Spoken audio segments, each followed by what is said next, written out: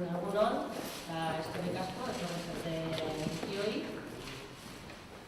Gaurkoan, ja urte bukaeran gaudela, Gernikako akordioko sinatzailea bildu gara, aurtengo 2011ko balantzea egin asmoz, eta bide batez, hurrengo urtarrilaren 7an egingo den manifestaziorako deialdia luzatu nahi dut. Ni Lorea Bilbao naiz, torturaren aurkako taldeko kidea. Bion Garai amnistiaren aldeko mugimenduko kidea, nik euskaraz eta bera gazteleraz egin. Gaurkoan, Gernikako akordioa izenpetu genuen eragile politiko, sindikal eta sozialo, gatazka politikoaren konponbideari dagokion urteko balantzea egin nahi dugu. Zalantzarik gabe, 2000 urtea garrantzi handikoa izan da. Aurten, itxaropenaren lehioa parez zabaltzea lortu du. Bidean, traba eta oztopoak izan badira ere, ilusioari oinarri sendoak jarri dizkio. Gauzak horrela, balantzea egiterakoan, 2010ko irailaren 25ean, Gernika herrian sinatu genuen akordioaren baliagarritasuna berriro goraipatu nahi du. Orduan, Gernikako akordioa gatazka politikoa konpontzeko ibilbide horria zela adierazi genuen. 2011 urteko jarduera horren erakusle izan dela esan dezakegu. Gure lana, akordioak biltzen duen ibilbide horriaren ispilu praktiko bihurtu nahi izan dugu. Gatazka konpontzeko bidea erakutsiz eta prozesuaren aurkako erasoak salatuz giza eskubide guztien defentsa irmoa egitearekin batera. Biktima guztiekiko aitortza adieraziz urteko jarduera amaitu genuen, baina aurreko hilabeteetan akordioak gizarteratzeaz gain, eragile sozial pila batek arekin bat egitea lortu genuen. Konponbide osoaren alde egin dugu, galtzailerik gabeko prozesua bultzatuz. Gaixorik diren presoen askatasuna, legalizazioa eta jardun politikoagaitik auzipeturikoen absoluzioa aldarrikatu dugu. Elkarrizketa politikoa sustatu dugu. Guk nahi izanik ere, benekin mintzatzea ezinezkoa izan den arren. Madrilek ezarritako harresiak gaindituz, euskal preso politikoen kolektiboarekiko harremanei ekin genien.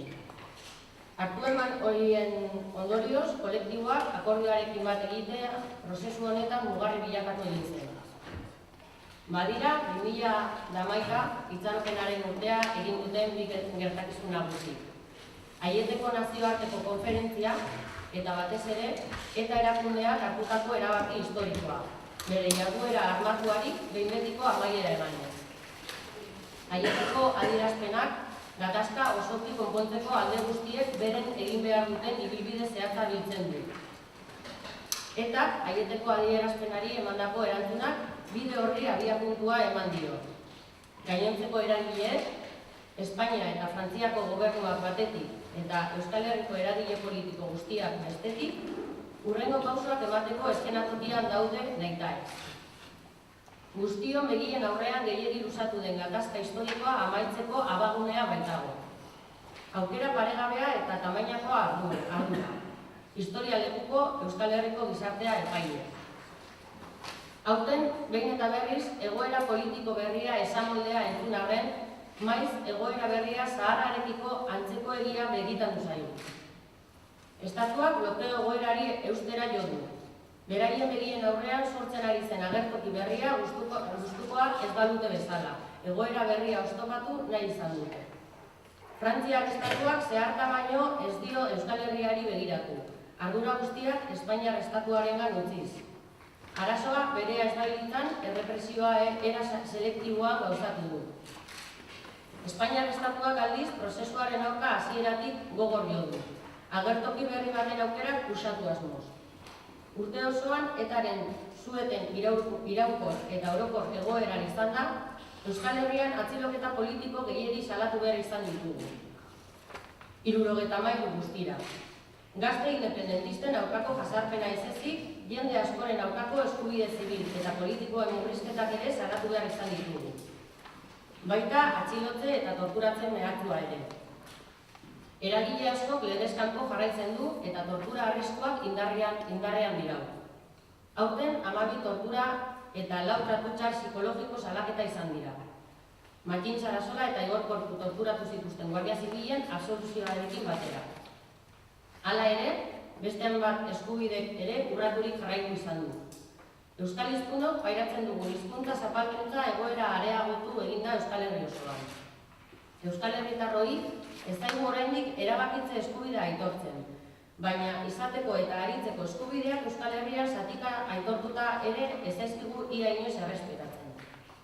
Agian egoera politiko berri honetan estatuaren jarrera ongien ezaugarritzen duena espetxe politika ankerra da. Kalean eskubidez eta legez egon beharko luketen 100 preso politikok giltzapean segitzen dute. Zigorra erruz beteta dutenak edo larriki gaixorik daudenak kasu, baina baldintzapeko askatasuna eskuratzeko epea aski gaindildua dutenak ere. Gainontzeko euskal preso politiko guztiak lehenbailehen Euskal Herriko espetxetara ekarri beharko lituzkete. Estatua beraien eskubideekin ez ezik, beraien senideen bizitzekin jolasean ari baita. Espainiako gobernuak eta alderdi popularrak ezin dute beraien hitzen gatibu izaten jarraitu. Euskal Herriko gizarteari aditu eta kasu egin behar diote. Agertoki berrian sendo aurrera egin dezagun estatuak urratsak egiten hasi behar du. Espetxe politika aldatuz, euskal preso politikoen oinarrizko eskubideak errespetatzeak lehenengo urratsa izan behar du. Urtarrilaren 7an gu ere Bilbon izango gara. Estatuari urratsak emateko eskatuz, gatazka konpontzeko pauso berriak emanez. Urtarrilaren 7an, denok Gernikatik Bilbora, amnistiaren bidean, gatazka amaitzeko presoak etxean nahi ditugulako.